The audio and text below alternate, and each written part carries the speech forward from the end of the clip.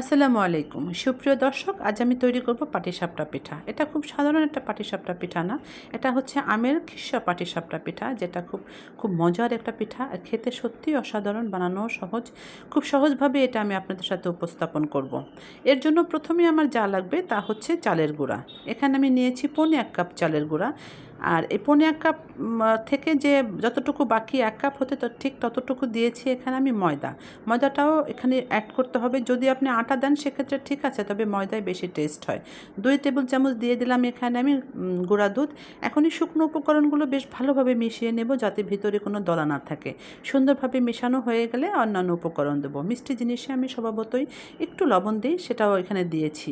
চিনি দিয়ে দিলাম এখানে 1.5 টেবিল চামচ। চামচটা কিন্তু টেবিল চামচের ছোট, 4 চামচের বড়, তাই আমি এখানে 1.5 টেবিল চামচ হয়ে গেছে। আমের উপর ডিপেন্ড করবে আপনি কতটুকু মিষ্টি দিবেন অথবা কতটুকু কমাবেন। আমার আমটা বেশ মিষ্টি ছিল, তাই এখানে আমি দিয়েছি 1.5 টেবিল চামচ চিনি।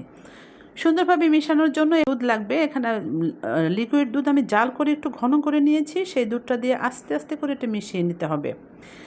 এরকম একটা হ্যান্ড উইচ দিয়ে মিশিয়ে নিতে হবে। আর যদি আপনি চান আমটাকে একটু ব্লেন্ড করে পিউরি করে নেবেন, সেটাও ঠিক আছে, কিন্তু আমি এখন যে হ্যান্ড উইচ দিয়ে এটা মিশিয়ে নেব, এতে কিন্তু এটা আমটা একদম স্মুথ হয়ে যাবে। সো এখানে আর ওইভাবে ব্লেন্ডারে দিয়ে আম ব্লেন্ড করার খুব একটা প্রয়োজন নেই। আমি এইভাবে এটা মিক্সড করে করে বেশ সময় নিয়ে মিক্সড করেছি। তারপরে যখন এটা ঘনই রয়েছে, তারপরে এখানে আমাকে আরও পাতলা করতে হবে। স্বাভাবিকভাবে আমরা সবাই জানি পাটিসাপটা পিঠার ব্যাটার কিন্তু একটু নরম হয়, কিন্তু এই যে আজকের যে পাটিসাপটা পিঠা তৈরি করব, এই ব্যাটারটা খুব একটা পাতলা করলে হবে না, এর জন্য একটু মোটাই রাখতে হবে। এখানে আমি নর্মাল পানিও দিয়েছি, কারণ খুব বেশি দুধ দিলে কিন্তু একদমই নরম হয়ে যাবে।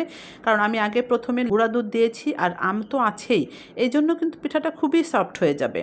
তো শেষের দিকে যদি পানির প্রয়োজন হয়, সেক্ষেত্রে আপনি অল্প একটু পানি ইউজ করতে পারেন। আমার এখানে সব মিলে এখানে লেগেছে আরও 1.5 টেবিল চামচের মতো পানি। ঠিক এইরকম একটা ঘন করে ব্যাটার তৈরি করে নিয়েছি। তারপরে এটা আমি পিঠাটা ভাজবো।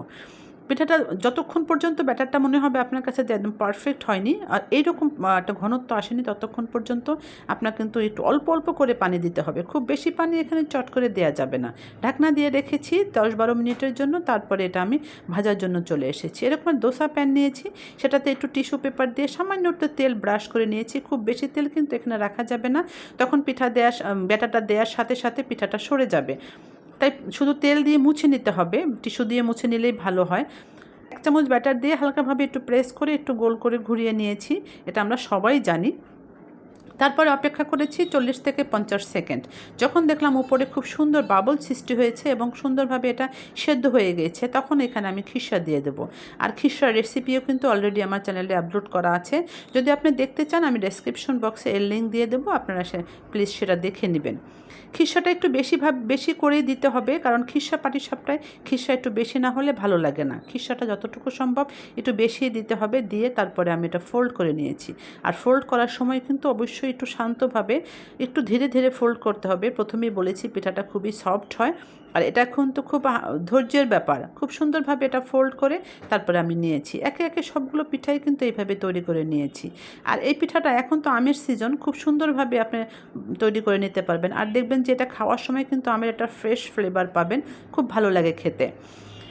তো অবশ্যই বাসায় একবার ট্রাই করবেন। আর যদি আমার ভিডিওটা আপনার কাছে ভালো লেগে থাকে, সাবস্ক্রাইব করে দেবেন। আর যারা নতুন এসেছেন, তারা অবশ্যই এর সাবস্ক্রাইব করার পাশাপাশি পাশে থাকা বেল বাটনটিও প্রেস করে রাখবেন। যারা অলরেডি সাবস্ক্রাইব করে দিয়েছেন, তাদের জন্য অসংখ্য ধন্যবাদ রয়েছে। আর ভিডিওতে এটা লাইক দিতেও কিন্তু ভুলবেন না। আমি একে একে সবগুলো পিঠাই এভাবে তৈরি করে নিয়েছি। আসলে পিঠা তৈরি করার ক্ষেত্রে যত সময় যায়, ততই কিন্তু পিঠাটা বেশি সুন্দরভাবে তৈরি করা যায়। খুব সুন্দর হয় পিঠাটা অলরেডি। যত প্রথম দিকে একটু কেমন হলেও শেষের দিকে পিঠাটা বেশি সুন্দর হয়। তো আমার শেষের দিকে পিঠাগুলোও সুন্দর হয়েছে। আর একটা কথা, এই পিঠাগুলো গরম গরম যতটা খেতে না মজা, ঠান্ডা হলে কিন্তু এর চাইতে বেশি মজা। তাই একটু বেশি করে বানিয়ে নিতে হবে, যাতে ঠান্ডা হওয়ার পরও এটা খাওয়া যায়। চাইলে আপনি ফ্রিজে 2-3 দিন পর্যন্ত এটা সংরক্ষণ করতে পারেন। একটা এয়ারটাইট কন্টেনারে রেখে দিতে পারেন, নর্মাল ফ্রিজে।